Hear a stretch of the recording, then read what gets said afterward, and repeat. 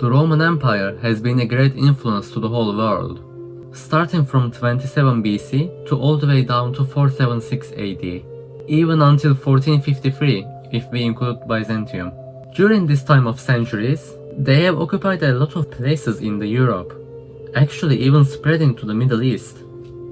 But upon all these lands, one stayed fairly unconquerable, being taken over for a long period of time, only to be let it free during the 5th century. That place is Britain, an island that stayed separate from the mainland. The difficulty in taking over this island, along with the unknown riches it possessed, were among the reasons why the Romans tried to conquer it twice, the former by mighty Caesar, the latter by Claudius. The Roman occupation of Britain is an undeniable fact, but the reactions of the Britons are not, and they are not documented as well as Roman imprints. Some have reacted positively, and deeply acknowledged the process of Romanization by implementing Roman style to their households. Some have reacted negatively, and rejected the idea of becoming Roman by rebelling to the occupation of the land or by continuing their native ways. The evidence for all of these reactions can be found throughout Britain, both archaeological, including specific Roman architecture, behavior such as the habitable, everyday lives of Britons, and literary. In this documentary-like video, I am going to speculate and explain all of these various types of reactions in respect to the various sources that I found. Sit back and relax, as we will be going to a trip to the ancient times.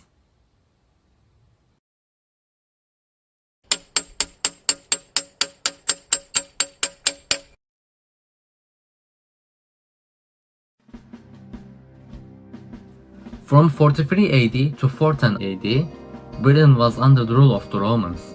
Before that, the native tribes were recognized by the Roman Empire as vassals to the empire. In 55 and 54 BC, Caesar himself had invaded the island but failed to conquer. The actual conquest of Britain happened in 43 AD under Emperor Claudius. But the prevail is only the half of the work, as they then needed to withhold the archipelago. The best way to do this was to influence the natives and gradually change their tradition, or in other words, Romanize them. I shall explain the term Romanization with this quote. It has been said that Greece taught man to be human and Rome made mankind civilized. That was the work of the empire. The form it took was Romanization. Essentially, upon conquering the British land, Romans had to make sure the Britons did not reject and rebel against them all the time. To do that, the empire implemented many Roman designs and decorations to the isle, making it more civilized, as the previous quote had pointed out.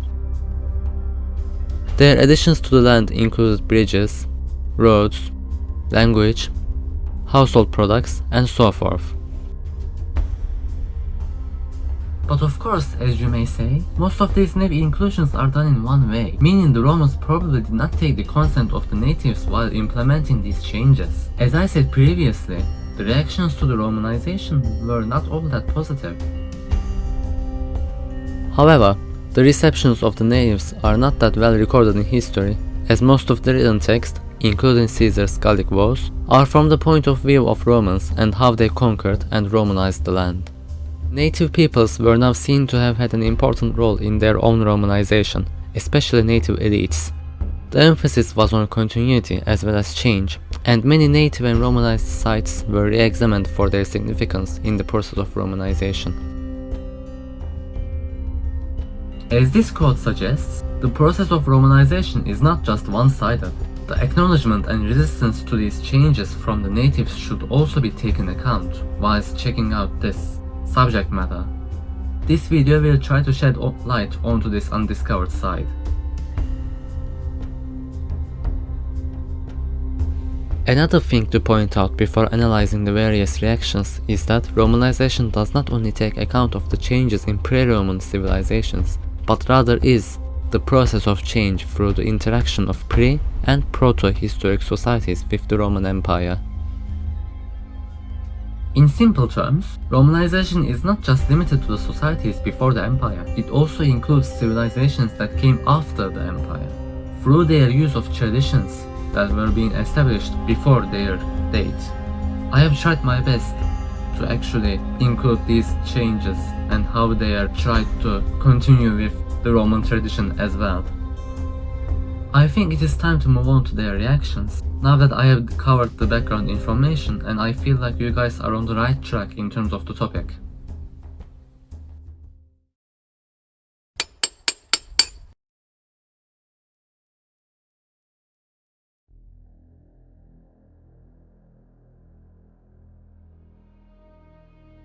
Upon all the Roman constructions in Britain, two certain ones stand out. In her dissertation for the degree of arts in the City University of New York, Elizabeth Kurtulik Mercury touches upon these two establishments. And I am going to use her thesis for all the information about Romanization. But bear in mind that these places can still be visited. One of them is a Roman palace, or villa, in Fishbourne, Chichester. It was used as a granary, which is a storehouse for grains, and military equipment. Examples include belt buckles, strap buckles, and legionary's helmet, making it evident through both structural and physical finds that the villa itself was an important early site in Roman occupation in Britain, possibly acting as one of the military landing zones for the invasion in 43 AD. From the 1st to 4th century, the villa saw many interior changes, highlighting the aspect of Romanization through the mosaics and the design that was used. In the 1st century, Fishbourne was erected during the Flavian dynasty, which focused deeply on construction and renovating architectures that were affected by the Great Fire and the Civil War. The effects of this program can be traced in the villa all the way here in Britain, as the types of mosaic arrangement and molding was popular in Italy, and parallels can be made to sites in Rome and Pompeii.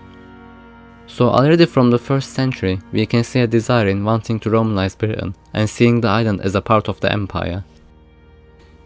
The 2nd century saw changes in the creation of the mosaics, as it was realized by the archaeologists that new, complex mosaics were laid directly over the Flavian ones. Upon more research and analysis, it has been found that these new mosaics were done by local craftsmen rather than mosaicists from the continent, showing a lack of need of artisans being imported. Our initial thoughts might be that the Roman Empire did not see the necessity of sending artists to Britain anymore, therefore showing the gradual decrease in the desire of Romanization. But there is one important point that belongs to the 2nd century changes.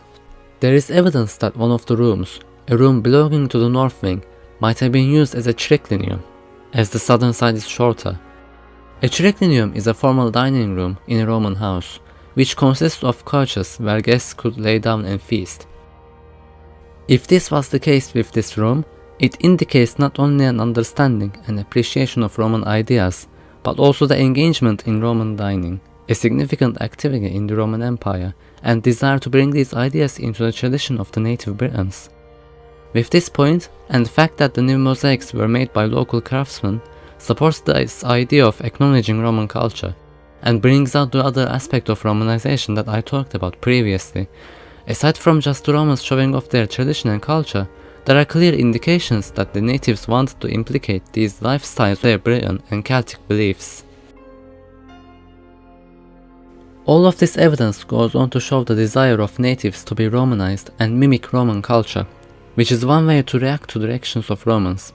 For a simple villa with no important job, bringing artisans from the main continent would be very worthless, so Fishbourne probably was an important place for the Romans. Along with this, Britons might have been taught that the Fishbourne was a significant place, as the Flavian-style architecture and influences from Italy were continued by the natives.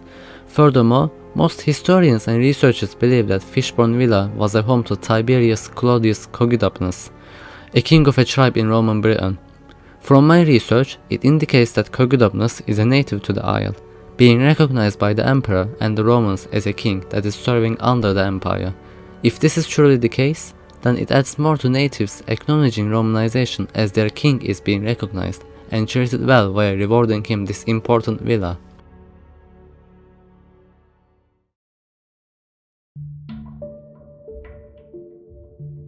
The other certain architecture that brings out the examples of Romanization is Colchester, or Camulodunum as its ancient name, is based on Essex and considered to be the oldest town in Britain. As expected from a town, this housed more of an urban lifestyle than the villa, noble setting of Fishbourne. However, Camulodunum was not always a Roman town. It had a long history before the Romans occupied it. Based on the foundings of Iron Age coins, it is evident that the tribe that lived here had an advanced culture, a similarity with Romans even before they came to the shores of the island. Under the Romans, Camulodunum saw prosperity as public buildings such as a forum, baths, and a temple were constructed. By the 2nd century, the town layout was structured with numerous insulae, which are Roman houses, and the town was given a wall, which was the first wall built in Britain that is recorded. So already from these examples, we can see the importance of Colchester to the Romans, as it was a town consisting of many people and their desire to Romanize it. When looking at the interior design and mosaics, the historians have found out that many of the same themes and iconography can also be found at the Roman palace at Fishbourne, which depicts that similar amounts of value were given to both constructions. This highlights Colchester as important as Fishbourne, despite their settings and the population they serve, or Romans' fueled desire to fully Romanize the archipelago. There is also evidence of Britons implementing Roman themes and designs, as connections to Italy and the empire are seen in these mosaics, even with local craftsmen, when artisans from the main continent were no longer being imported during the 2nd century. This shows that there was an obvious desire by the residents of Colchester to incorporate Roman designs and themes into their residences, which indicates their understanding of Roman culture and the acknowledgement that they had towards it. From these two case studies, we can infer that the desire to be Romanized was very abundant in Britain during this time, and it consisted of first Romans showing their lifestyle, then the natives trying to mimic them on their own. But these examples are not the only examples that are visible of Romanization during 43 AD to 410 AD. There is evidence of changes in eating and drinking habits of natives, which also indicates an appreciation of Roman culture. Karen Ingrid Meadows talks about the natives and their behavior towards these Romanizations in her thesis for Doctor of Philosophy in the University of Sheffield. These changes include having more sheep remains in the non-Romanized areas, whereas Romanized sites have a higher proportion of ox and pig. From this, we can infer that the Romans brought the consumption of ox and pig with them, along with cattle, but we will talk about that in a second. Apart from that, if we look at the household designs and decorations inside, we can see that the rectangular shape of the house that the Romans brought upon the archipelago has not been acknowledged by all. There was a persistence of the round house during the Roman period, which can indicate a sense of identity and resistance, as they rejected the Roman ways. There was also a perception of privacy as the Romans brought locked doors, settlement entrances, and boundaries. Just from looking at past looks and architectures, we can see the ways in which Celts have adapted the Roman culture into their lives, and this really connects us with the ancient past, as we can see these visual representations of adaptation from our own eyes. Should we ever wish to visit museums or places where these constructions are situated?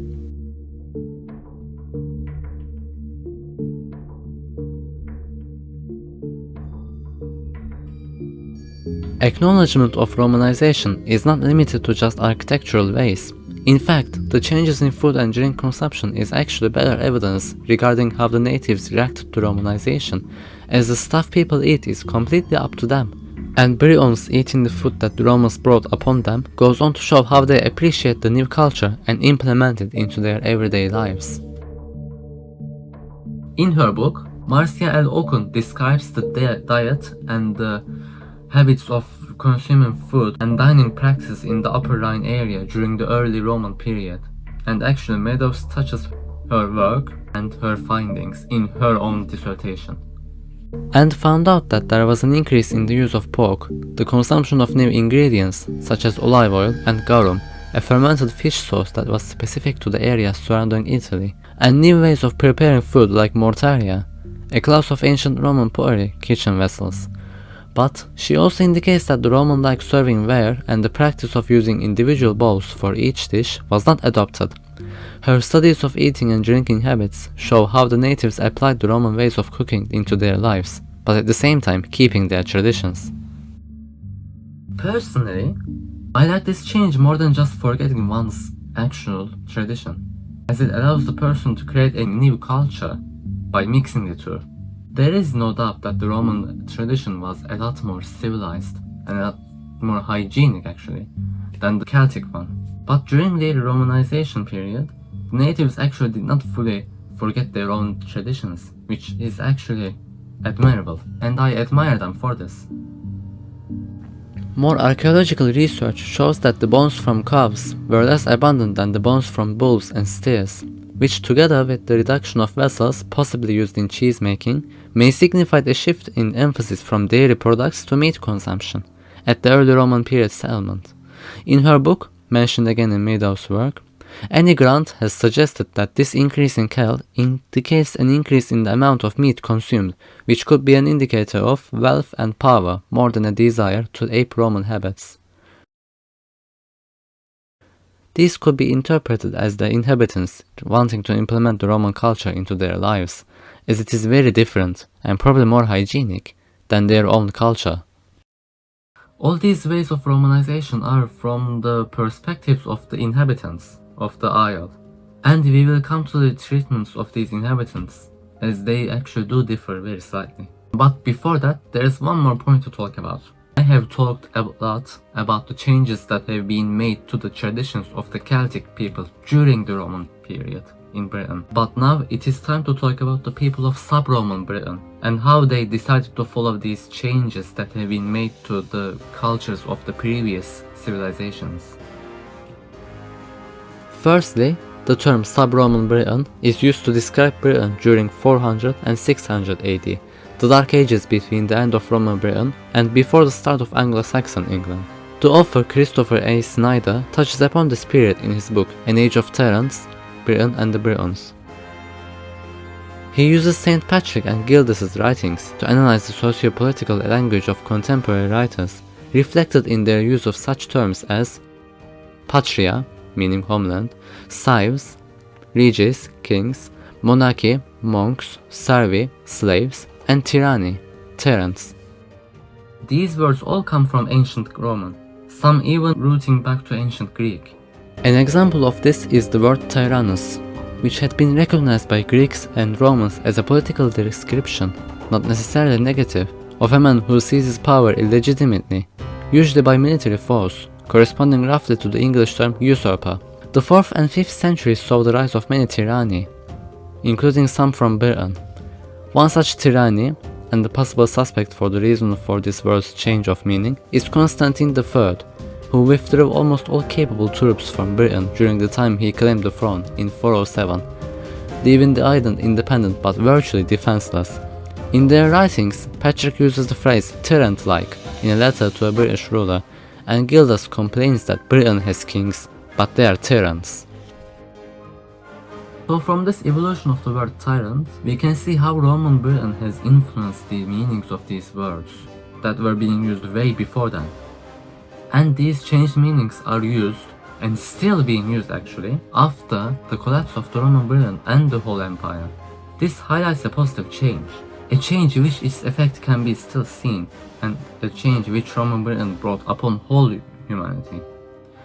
And the people have chosen to acknowledge it, even after the empire's collapse.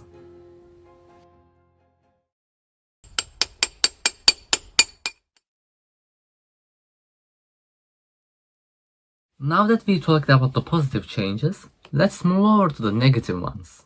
As I have talked previously, not all of the people in Britain have responded the same towards the invasion of the Romans. Think of it like this. A group of foreigners win against your people and claim your homeland as their own, and try to Romanize your people by implementing and forcing their cultures onto yours. Surely you would feel resentful, right? Such did the natives of Britain feel upon the arrival of the Romans. In this section of the video, I will be talking about these various negative reactions, which include types of resistance and the native continuity of their own traditions, and how we can find them with our own eyes throughout Britain. To look at this change in reactions, we shall examine our beloved places Fishbourne and Colchester again. In her thesis, Mercury states that the 4th century saw a fire and ultimately destruction at Fishbourne.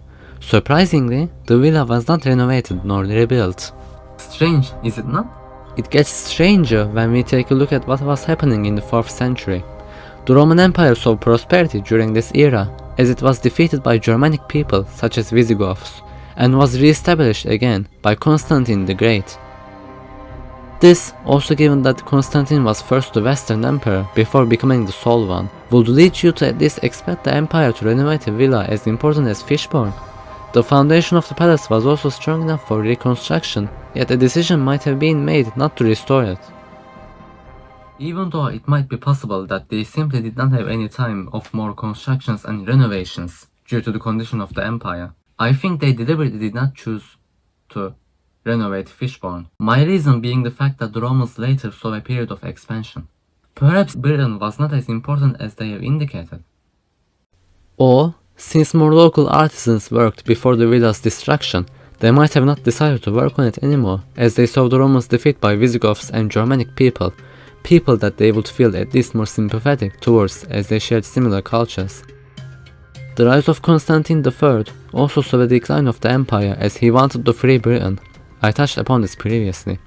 So, this decline of reconstruction of the Roman palace might suggest Britain's resistance and rebellion to Roman culture, as they saw an opportunity to overthrow them from Britain. The ancient city of Camalodunum also saw a decline in the late 3rd and 4th centuries. Mercury examines this ancient city as well. Some buildings were abandoned, mosaics were partitioned and not replaced after being stripped. Given the context of the 4th century, it is understandable how the city has been dilapidated, despite having the first Roman wall in Britain. In terms of Colchester, if we look at its history, we can safely presume that the reason for this rejection is the resistance from the natives and the desire of native continuity. Even though the Romans brought their civilized culture with them, their treatment of the inhabitants was harsh. They collected heavy taxes, confiscated land, and placed the cost of maintaining the temple of Claudius and his priests predominantly on them. There also was evidence of Romanizing people through oppression and various public projects, which led to the native aristocracy slowly being forced to embrace this new culture of clothing, baths, and elegant dinner parties. The historian Tacitus writes that all this in their ignorance they called civilization, when it was but a part of their servitude, highlighting how the Romans were oblivious to the feelings of the Britons. As expected, this had led to an uprising set up by the queen of the Iceni tribe called Boudica in 60 and 61 AD, after her husband, who was the king, died and left his fortune to his 2 daughters, but empire seized it and mistreated the people. This wasn't the only rebellion, however, as Snyder briefly explores the rebellions during Roman Britain. There were several other bloody native revolts in the 1st century. Another example includes Carthagus of the Catuvellauni tribe, after the success of the military governor, and the man who was the most responsible for the Roman invasion and Tacitus' father-in-law, Agricola, in Scotland. These resentments and revolts have earned Britain a less than respectable reputation throughout the empire. So this might also be another reason as to why the Romans decided not to renovate Fishbourne and Colchester. It seems the empire did have an influence over the Britons in general though, as this can be seen through their rebellious nature when the Normans conquered Britain in 1066 AD, and the Norman rule that followed right after.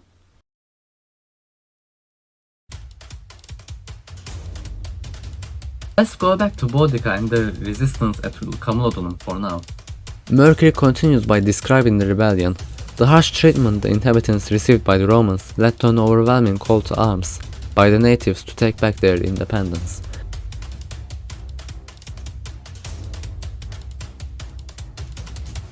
The Roman colonists of the city were taken aback and soon quickly recollected bronze to turn into weapons.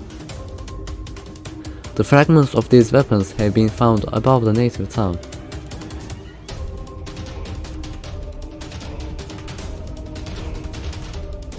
Unluckily for them, they were no match for the reported 230,000 warriors under Boudica's rule.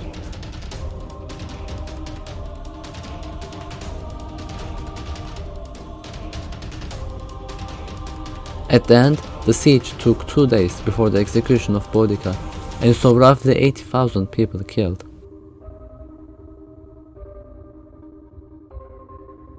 From this example, we can see the typical response to an invasion and how the Britons were resistant as they tried to gain their freedom in the 1st century, which actually nearly led to the fall of Roman rule in Britain. This rebellion further makes itself stand out as it was directed by a woman, and it can be interpreted as the woman revolting against the masculine ways of the Roman, which is fantastic. Meadows did also delve into the old Shifford farm at Oxfordshire, and has written that the containers that held the ingredients were mainly locally acquired. The few pots from outside the local area were handmade and non-Romanized. The distinction between kitchen and serving ware was difficult to isolate, which suggests that there was an emphasis on ingredients rather than on serving throughout the history of settlement. The dismemberment of cattle using knives, identified in the first phase of the late Iron Age settlement, was re-established in the early Roman phase. All of these examples show that there was a rejection of Roman ideas and culture in the Upper Thames Valley part, near Old Shifford Farm. If we come to the reason for this rather slow resistance, archaeologist Gil Hay, cited by Meadows in her thesis, points out that this part of the Upper Thames Valley was only slowly affected by the Roman conquest, as demonstrated by the slow introduction to wheel-formed pottery and Romanized wares. From this, we can conclude that some of the parts of Britain, mainly the ones that were not tied to main cities, gradually got Romanized, or not at all due to the lack of exposure to the Roman ways. However, there might be another reason as to why. an archaeologist from the University of Reading called Dr. Jane Timby suggests that the reason for this lack of Romanized items in the old Shifford farm could signify that there was a lack of desire for items clearly related to Roman eating and drinking habits. Again, linking with the idea that the inhabitants simply did not approve of the Roman ways and committed native continuity. She has also stated that the lack of Romanized wares may indicate a lack of access to such items, an inability to purchase fine tableware or products such as olive oil and wine, or simply a lack of desire for items clearly related to Roman eating and drinking habits, highlighting another reason for this rejection. This depicts that Romanization occurred in different places and at different measures, and thus attracted various types of people to either make them acknowledge or rebel against. On the other hand, the total rejection of Roman culture does show a desire to keep one's identity and the resentment towards the invaders. Meadows writes that whatever message the inhabitants of the early Roman period settlement wished to communicate to those that entered the settlement, there does not appear to be any attempt to acknowledge a Roman presence, and actually goes on to say that no people live in a vacuum regardless of their status. There is also another thought that the reason for the retain might be because they were a familiar feature in an increasingly unfamiliar world, that being the Roman world that kept expanding to the east and now moving forward to west. Whatever the reason that may be, it does not change the fact that the Britons did not feel happy upon the arrival of the Romans, and this is being shown by their rejection or total rejection of the ideas and ways that they have brought with them. The various types of resistance do differ from person to person or from tribe to tribe, as we have seen previously, ranging from actual and proper uprisings to simply not wanting to implement the Roman ways into their lives, to actually stopping the Romanizations that they were being a part of.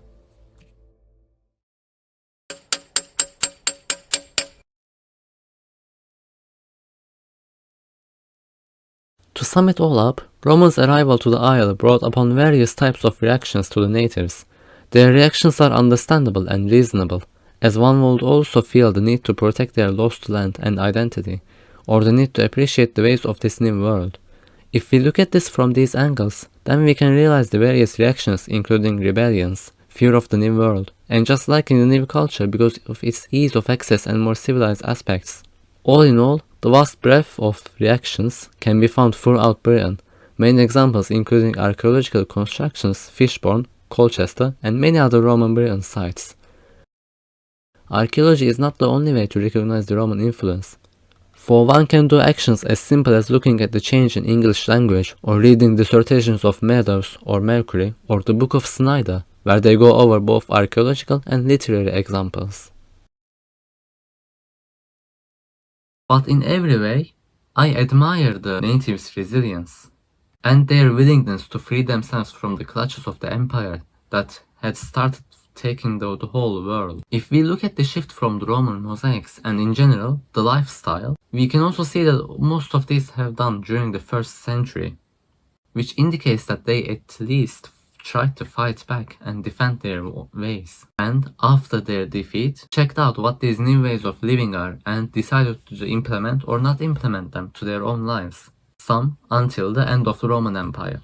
From fans, some Roman ways still remained as the pillars of the next societies. Meanwhile, some have left the roots of the archipelago, never to be seen from here.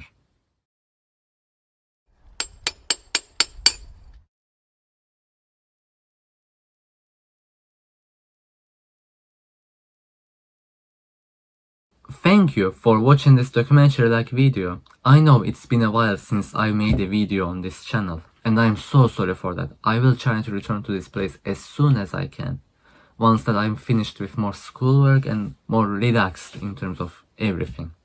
Because I have plans for this channel and I want to grow it. Do not forget to like the video if you liked, and subscribe to my channel if you want to be aware of more these types of videos or any type of video that I do in the future. And also you can just click the bell button if you want to get notified of my videos. So long.